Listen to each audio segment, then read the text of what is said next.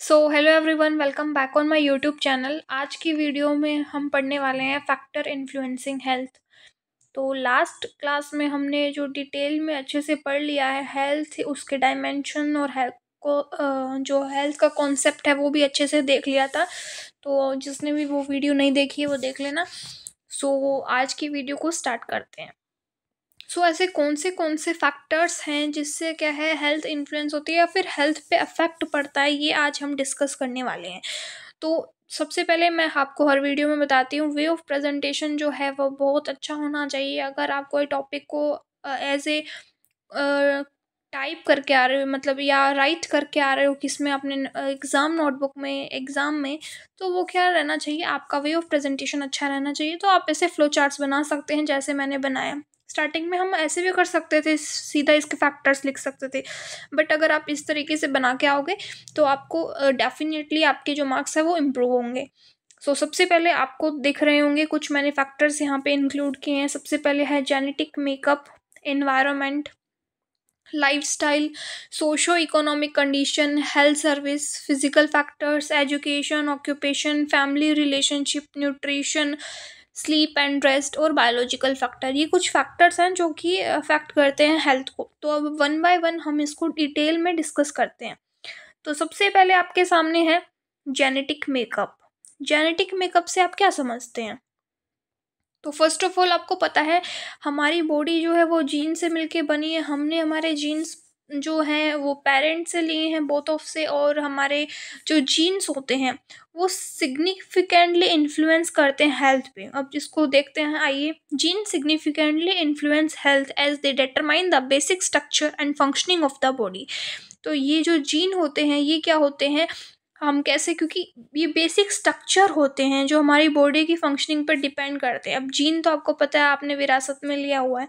तो अगर मान लो आपके जीन में कुछ गड़बड़ी है तो उससे क्या क्या चीज़ें हो सकती है। तो उससे कोई जेनेटिक डिसऑर्डर हो सकता है, जैसे डाउन सिंड्रोम हो गया, क्लाइनफिल्टर सिंड्रोम हो गया, या फिर प्री डिस्पोजन टू डिजीज़ हो सकता है। कुछ ऐसे डिजीज़ हो जो जीन की वजह से हो रहे हो, जैसे कि कई बार कैंसर जो होता है वो हेरिडिटी के कारण हो सकती है। डायबिटीज़ एक ऐसी डिज़ीज़ है जो मतलब जीन के कारण हो सकती है। और मेंटल हेल्थ भी इससे अफेक्ट हो सकती है। कई बार आपने देखा होगा कुछ कुछ लोग कहते हैं कि इसके जो दादाजी के दादाजी थे उनको दिमाग में कुछ प्रॉब्लम रहती थी कई बारी, तो अब उसके पोते में भी आप वो देखने को मिल रही। तो ये क्या है, कुछ बार जेनेटिक कारण हो सकते हैं। तो अब ये सब फैक्टर हैं जिससे क्या होती है, हेल्थ इन्फ्लुएंस हो रही है। अगर ये सब सही होंगे तो हेल्थ क्या होगी, अच्छी होगी। तो ये एक आपका मेन रीज़न हो गया कि जेनेटिक मेकअप जो कि फैक्टर इन्फ्लुएंसिंग हेल्थ हो गया। I think it is clear to everyone. फिर नेक्स्ट पे हम मूव करते हैं। नेक्स्ट है आपका एनवायरनमेंट। अब एनवायरनमेंट कैसे हेल्थ को अफेक्ट कर सकता है वो अब डिस्कस करते हैं। तो देखिए, दो फैक्टर्स हम यहाँ पे इंक्लूड कर रहे हैं। एक आपका फैक्टर हो गया इंटरनल फैक्टर और एक हो गया आपका एक्सटर्नल फैक्टर। जो इंटरनल फैक्टर है वो आपकी बॉडी के विद इन आपको देखने होंगे, जैसे सेल हो गया, टिश्यू हो गया, टिश्यू से organ, organ system, body system.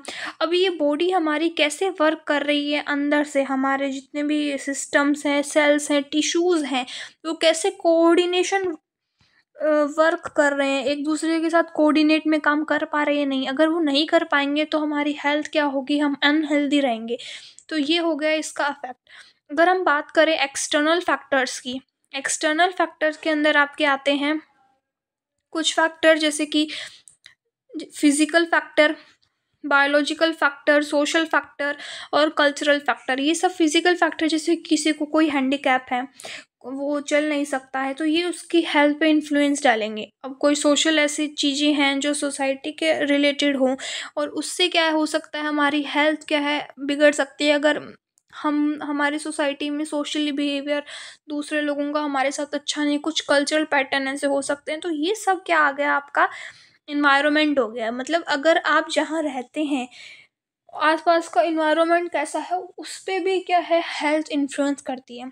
For example, आप मान लो आप ऐसी सोसाइटी में रहते हो जहाँ पर लोग सारे दिन लड़ाइयाँ करते रहते हैं, फाइट करते रहते हैं, तो उस टाइम पे आपका जो वे होगा वहाँ पर आपका जो माइंड होगा वो कैसा रहेगा, हमेशा स्ट्रेस रहेगा, एंजाइटी रहेगी, अच्छा नहीं लगेगा। सो एनवायरनमेंट एक बहुत इम्पोर्टेंट महत्वपूर्ण रोल प्ले करता है। तो नेक्स्ट पे मूव करते हैं हम lifestyle. Lifestyle is a very very very important factor.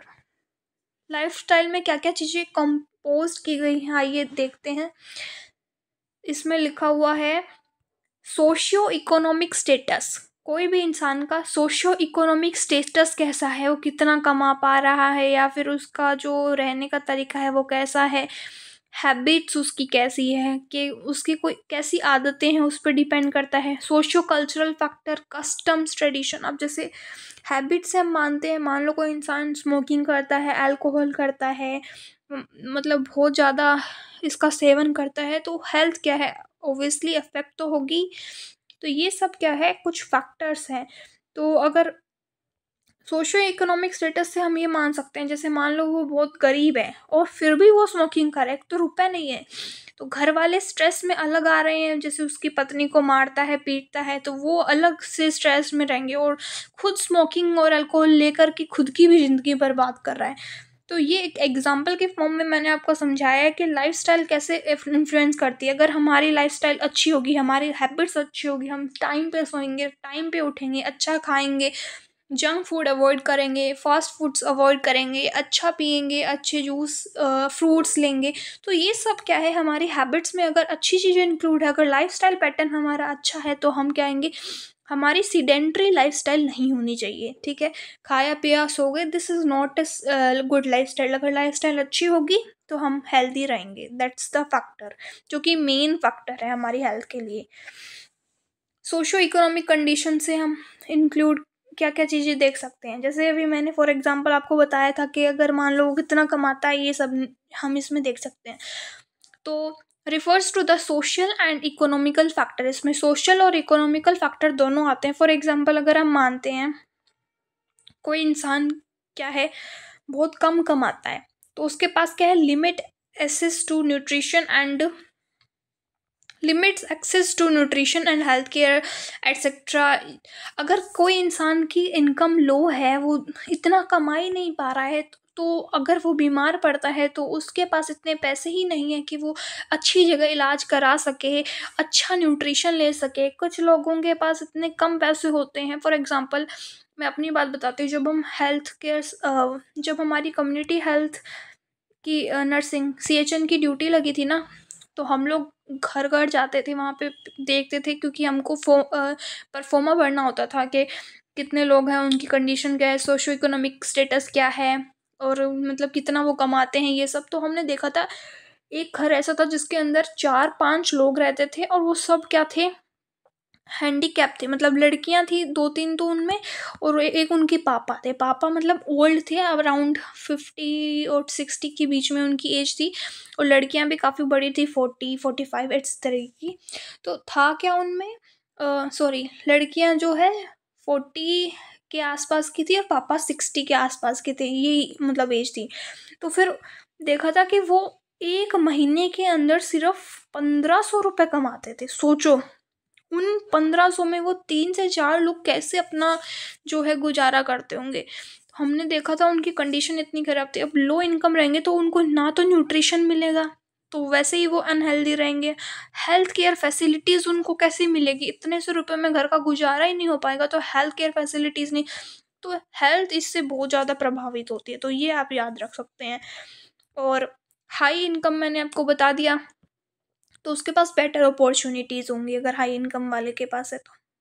बात करते हैं now it is increase of the economies of the developing countries, morbidity and mortality gradually decreases. जैसे इकोनॉमी बढ़ती जा रही है, हमारी इंडिया की इकोनॉमी बढ़ रही है, जैसे सबसे बड़ी इकोनॉमी किसकी है, अमेरिका की है, ऐसे ही चाइना की, और ये जो है पैटर्न बढ़ रहा है। अब डेवलपिंग कंट्रीज जितनी ज़्यादा डेवलप होंगी कंट्री, उतनी ही उसमें मोर्टेलिटी और मॉर्बिडिटी की जो संख्या है वो कम होती जाएगी, मृत्यु दर, और ये कम होगा। देन हम नेक्स्ट पे मूव करते हैं जो कि है एजुकेशन। अगर एजुकेशन है तो क्या इम्पोर्टेंट चीज़ आप सोच सकते हो हेल्थ से रिलेटेड, तो आइए देखते हैं। educated person has more knowledge about the factor improving quality of life than in person who is uneducated. जो इंसान पढ़ा लिखा है उसके पास ज़्यादा ज़्यादा ऐसी नॉलेज होगी कि वो क्या कर सकते हैं, अपना जो लाइफ है उसको इम्प्रूव कर पाए. फॉर एग्जांपल कोई इंसान है जो एजुकेटेड है और एक मान लो अनएजुकेटेड है, उन दोनों को आप देखोगे तो जो अनएजुकेटेड होगा वो कहीं पे भी, मतलब जो लोग गरीब भी होते हैं और अनएजुकेटेड होते हैं, बहुत सारे लोग ऐसे कहीं पे भी बिना चप्पल के घूमते हैं, हाइजीन मेंटेन नहीं कर पाते. लेकिन मोस्टली बात है ये, आप किसी पे ऑब्वियसली एक ही चीज़ को टारगेट मत करना. ये फॉर एग्जांपल में मैं आपको बता रही हूँ, जैसे बहुत सारे लोग आपने देखे होंगे ना स्लम एरियाज़ में अनहाइजीनिक तरीके से रह रहे हैं, वो एजुकेटेड नहीं है, उनको पर्सनल हाइजीन के बारे में भी नहीं पता होता है. तो एजुकेशन बहुत इम्पोर्टेंट रोल प्ले करती है और हेल्थ पे इसका बहुत बड़ा इन्फ्लुएंस होता है. देन ऑक्यूपेशन, जो नेक्स्ट फैक्टर है हमारा वो क्या है, ऑक्यूपेशन. ऑक्यूपेशन में क्या क्या चीज़ें इंक्लूडेड है, जैसे work place hazards, economic benefits, sorry income benefits है, फिर है job stress, working hours, physical activity. अब देखो वर्क प्लेस हजार्ड्स हो जाए, वर्क प्लेस हजार्ड मतलब कि जहाँ पे आप काम कर रहे हो वहाँ पे कुछ आपके साथ अनहोनी हो जाए. फॉर एग्जांपल आप ऐसी केमिकल की फैक्ट्री में काम करते हो तो वहाँ पर क्या है, आप आज रोज उस केमिकल के इन्फ्लुएंस में आते हो तो आपकी आंखें खराब हो सकती है या कुछ भी खराब हो सकता है, वो डिपेंड करता है किस टाइप का केमिकल है. तो वहाँ पर आपकी हेल्थ जो है वो अफेक्ट हो सकती है. इनकम और बेनिफिट्स, ये तो आपको पहले ही समझ में आ गया कि इनकम का क्या रोल है. अगर इनकम कम होगी तो कितने न्यूट्रिशन वगैरह नहीं ले पाएंगे ये सब, और बेनिफिट्स अगर हैं तो हेल्थी रहेंगे इंसान. अगर जॉब में स्ट्रेस लेकर काम कर रहे हैं तो उसको जो है एंजाइटी होगी, टेंशन होगा, और जिससे क्या होगा वो हेल्दी नहीं रहेगा. फिर है आपका वर्किंग आवर्स. वर्किंग आवर्स बहुत ज़्यादा मैटर करता है. अब हमारे इंडिया में क्या होता है, कई बार क्या होता है, कुछ ऐसी जॉब्स होती हैं जो रुपए बहुत कम देती हैं और कितने घंटे काम कराती है पूरे दिन के अंदर, एक दिन के अंदर लगभग 9 से 10 घंटे भी काम करा लेते. कुछ ऐसे जॉब है, अगर इतना एक्सटेंड वो रोज करेगा बेचारा इंसान, तो वो जॉब में क्या है, स्ट्रेस लाइफ जी रहा है. तो उससे ना ही वो खुश है ना ही उसकी इनकम इतनी ज़्यादा है, पर वो क्या करे, वो मजबूर है. तो वो क्या होगा, वो हेल्दी थोड़ी ना होगा, वो क्या होगा, अनहेल्दी होगा. तो ये भी एक मेजर रोल है. अभी कुछ कंट्री जैसे यूएसए है, उन अमेरिका ने बोल दिया है ना, 1 घंटे मतलब एक दिन में लोगों को 6, शायद इसी तरीके से कुछ उन्होंने रूल निकाला है कि 6 घंटे ही आप इसको काम करा सकते हो, चाहे वो प्राइवेट सेक्टर की बात कर रहे हैं हम, गवर्नमेंट की नहीं.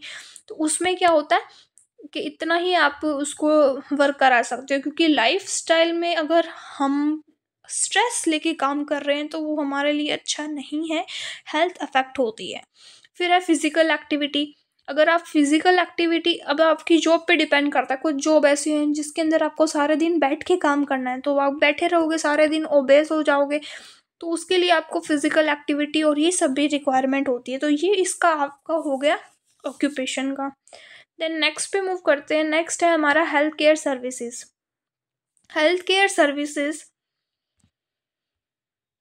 nowadays healthcare service are provide better health to the urban community than the rural area people. That's why incidence of illness is low in the urban area. जो हेल्थ केयर सर्विस है, जैसे कि हमारे PHCs है, hospitals हैं, बहुत सारी ऐसी जो हेल्थ सर्विसेज हैं वो अर्बन एरिया में ज़्यादा प्रोवाइडेड है as compare to rural area. जो ग्रामीण क्षेत्र है वहाँ पे कम प्रोवाइडेड है. तो जिसके कारण जो है लोग इसके बारे में जागरूक नहीं होते हैं या फिर उन्हें पता ही नहीं होता कि ऐसा कुछ होता भी है. तो क्या होता है, इससे हम पता चलता है कि जो इंसिडेंस रेट है वो अर्बन एरिया में तो कम है इलनेस का, मतलब बीमारी का. और जो गांव में लोग रह रहे हैं, मान लो अगर बीमार हो जाते हैं तो उन्हें पता ही नहीं होता है कि हम कैसे सही करें. वो आसपास की जो वैद्य जी होते हैं या फिर जो लोग ऐसे छोटा मोटा इलाज कर देते हैं उनसे ही करवा लेते हैं. सो हेल्थ केयर सर्विस भी एक इम्पोर्टेंट रोल प्ले करती है हेल्थ को इन्फ्लुएंस करने में. देन है family relationship. Very very very important. Living in a healthy family is an important dimension of wellness. अगर आप एक अच्छी हेल्दी फैमिली में रहते हो तो एक इम्पोर्टेंट डायमेंशन है वेलनेस. फॉर एग्जांपल आप ऐसी फैमिली में रहते हो जिसमें सब एक दूसरे से खुश रहते हैं, एक दूसरे का काम करते हैं, हाथ बटाते हैं काम करने में, और कोई भी प्रॉब्लम हो जाती है साथ मिलके डिस्कस करते हैं, रोज़ एक साथ एक दूसरे से बात करते हैं, खाना खाते हैं साथ में, बाहर भी जाते हैं, सब कुछ करते हैं, छोटे बच्चों को भी जो है टाइम देते हैं, सब कुछ करते हैं। तो आपकी जो फैमिली हो गई वो कैसी हो गई, हेल्दी फैमिली हो गई। तो आपकी हेल्थ कैसी रहेगी, सब कुछ पॉजिटिव है तो आपकी हेल्थ भी अच्छी रहेगी ना। लेकिन इसी के अपोजिट हम बात करते हैं, कोई ऐसी फैमिली हो जिसके अंदर जो पापा हो मान लो, वो रोज क्या है अल्कोहल पीकर आते हों, फिर उसकी मम्मी को मार रहे होंगे, है ना, मम्मी को पीटते होंगे, या फिर मतलब जो भी बच्चे होंगे घर में वो एक दूसरे से लड़ाइयाँ करते होंगे, छोटी बहन को मारते होगा बड़ा भाई, या फिर जो पापा हैं उनके घर के वो अच्छा माहौल नहीं रख पा रहे हैं, तो उससे छोटे बच्चों पर क्या इफेक्ट पड़ेगा। छोटे बच्चों की पढ़ाई नहीं हो पाएगी अच्छे से, हेल्दी फैमिली नहीं होंगी तो वो क्या है मेंटली स्ट्रेस रहेंगे, वो अनहेल्दी रहेंगे। तो फैमिली रिलेशनशिप भी बहुत ज़्यादा मैटर करता है हेल्थ के ऊपर। Next one is nutrition. Health require nourishment and the most obvious form of nourishment is food. देखो हेल्थ को क्या चाहिए, नरिशमेंट चाहिए, और नरिशमेंट हमको कहाँ से मिलेगा, खाने से मिलेगा। अगर आपके पास खाना ही नहीं है तो न्यूट्रिशनल डेफिशिएंसी हो जाएगी, और जिससे कुछ ऐसे डिजीज़ हो सकती है जैसे नाइट ब्लाइंडनेस, जो कि विटामिन ए की कमी की वजह से होते हैं। आप देख सकते हैं बहुत सारे लोग जो होते हैं विटामिन ए की कमी के कारण, जो छोटे बच्चे होते हैं नाइट ब्लाइंडनेस उसमें देखने को मिल सकता है। तो ये सब किसके ऊपर डिपेंड करता है, नरिशमेंट के ऊपर। तो न्यूट्रिशन एक इम्पॉर्टेंट फैक्टर है जिससे हेल्थ जो है अफेक्ट हो जाती है। देन है हमारा sleep and rest. Sleep and rest is very important. Good sleep nourish health. During sleep our body release the majority of growth hormones which assist in regeneration, synthesis of bone and formation of RBCs. देखो अगर हम अच्छे से सोएंगे, पूरे दिन में अच्छी नींद लेंगे तो हमारी बॉडी जो है वो हेल्दी रहेगी। कैसे, देखो जब भी हम सोते हैं तो हमारे मेजोरिटी मतलब कि जो ज़्यादा मात्रा में हमारे ग्रोथ हार्मोन्स होते हैं वो काम करते हैं, जिसकी वजह से क्या क्या चीज़ें होती है। तो हमारी जो बोन है उसके अंदर हेल्प होती है, सिंथेसिस के अंदर आरबीसीज का फॉर्मेशन होता है। मतलब अगर हम सोएंगे, अगर आपको ये सब भी बायोलॉजिकल नहीं देखते हो, जब भी हम सोते हैं एंजाइटी रिलीज होती है, हम काम महसूस करते हैं, हमें काम में मन लगता है। सो स्लीप और रेस्ट बहुत इंपॉर्टेंट होता है एज ए लाइफ के अंदर, और हेल्थ के लिए बहुत ज़्यादा ये इम्पोर्टेंट है। फिर आता है आपका बायोलॉजिकल फैक्टर। बायोलॉजिकल फैक्टर में क्या होता है, एज और जेंडर, जिससे हेल्थ कैसे इन्फ्लुएंस हो सकती है। फॉर एग्जांपल एज की बात करें तो कुछ मोस्टली जो ओल्ड एज पर्सन होते हैं उसमें क्या होता है, ज़्यादा आपको देखने को मिलेगा कि वो अनहेल्दी रहते होंगे, क्योंकि उनको उनकी इम्यूनिटी क्या हो जाती है, वीक हो जाती है उस टाइम पर। और जेंडर की बात करें तो फॉर एग्जांपल ऑस्टियोपोरोसिस जो है मोस्टली फीमेल्स में ज़्यादा देखने को आपको मिलता है। तो ये फैक्टर है, डिपेंड करते हैं कि कैसे कैसे फैक्टर्स आप इन्फ्लुएंस हो रहे हैं हेल्थ के लिए। अगर ये सब अच्छा रहेगा तो आप क्या रहेंगे, हेल्दी रहेंगे। तो ये भी कुछ फैक्टर है जो इस पर हम इंक्लूड कर सकते हैं। देन है आपका last one, physical factor. Healthy people are usually active people. As little as 30 minutes of jogging and gardening on most day of a week lead to these benefits.